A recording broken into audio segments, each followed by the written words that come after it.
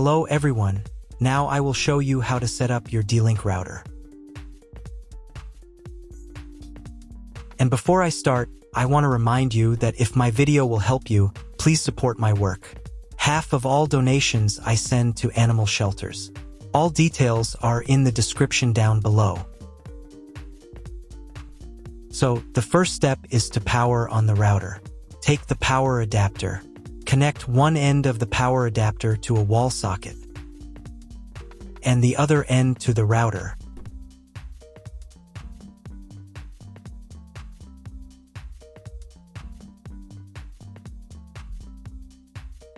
Then press the power button.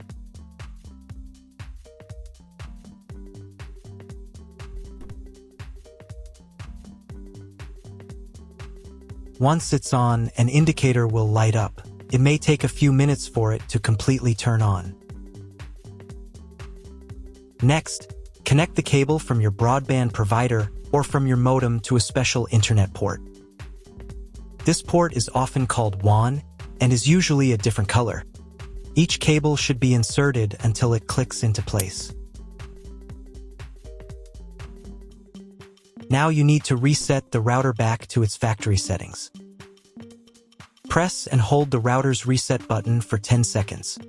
Wait until the lights on the router start to flash. Sometimes, this button is located inside the router casing to prevent accidental presses. Use a thin object to push it down.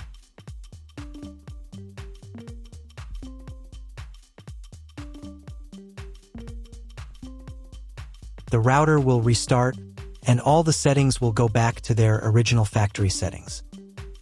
Plug one end of the Ethernet cable provided with the router into an Ethernet port.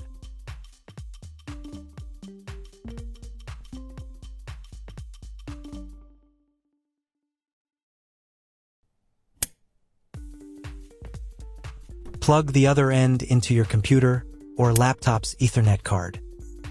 Please wait a few minutes for connection. Great, the router is now connected to your computer. Now you will need to set it up. But before we begin, I will demonstrate an alternative way to connect the router if you don't have an Ethernet cable or your computer doesn't have an Ethernet port. Just connect the router to the power adapter and the cable from your internet provider. This will enable Wi-Fi. If the router is new and has never been configured, the Wi-Fi network will be named as your router. Your router has a unique Wi-Fi network name and password that is printed on a label. Connect to it. Great, you've connected to the router. Now let's start setting it up.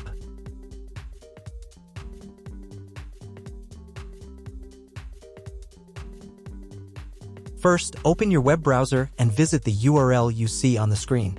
Use the URL bar instead of the search bar.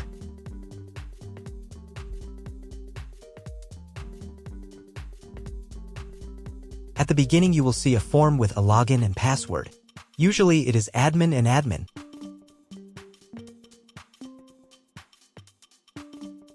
If these credentials are wrong, then find label on your router. The credentials are often printed on the bottom of the device.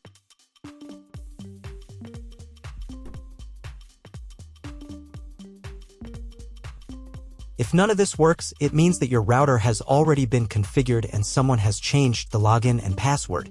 If you can't find out the login credentials, just reset the router to factory settings. And then log into the router's personal cabinet using the standard credentials. If your router settings do not look like mine, it means that your router has a different firmware. I made a video for every firmware type. You can find all the links in the description down below. I want to warn you right away that there are many firmware versions and they may differ slightly. But don't worry, you will succeed, just watch the video and follow the instructions. First, you need to change the default password for the router's admin panel.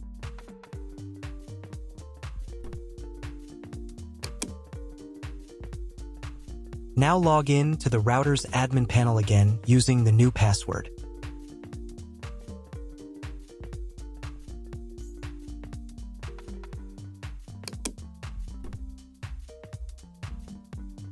Here, you can change the router interface language. I will keep the language as English.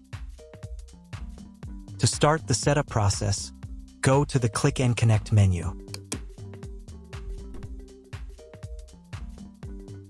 Click Next.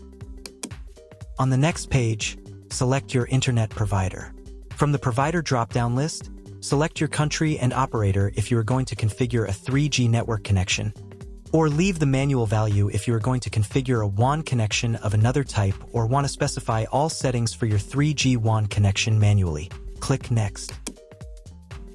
On the next page, select connection type. You can find it in the contract with your internet provider. If you're not sure what your connection type is, choose this one. It's the most common option. Click Next. Enter the connection name. This is not your Wi-Fi network name, so you can leave it unchanged. Click Next.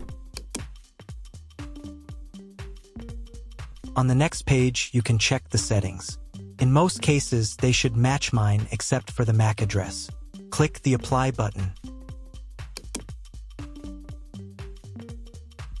Wait a few minutes while the router checks the settings. After the check, click Next. In the next step, you need to select an operating mode for the wireless network. Choose Access Point.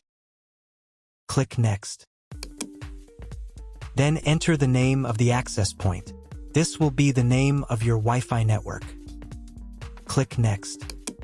On the next page, you need to set a password for your Wi-Fi network. In Network Authentication, select Protected and enter your password. The password must be at least 8 characters long. Click Next.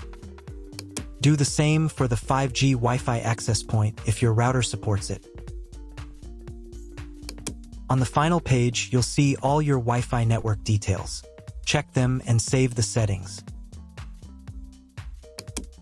If you were connected to the router via Wi-Fi, reconnect to the network. If your ISP provides a service to IPTV, you can connect a set-top box directly to the router without using additional equipment. If you are not going to use IPTV, click Skip to Next. Click Apply to confirm the settings. Next, you need to reboot the router. To do this, select Save and Reboot.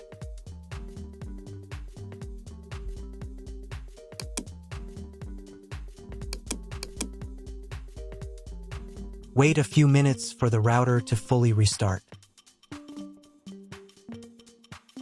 Now check if the internet is working. Just try to Google something.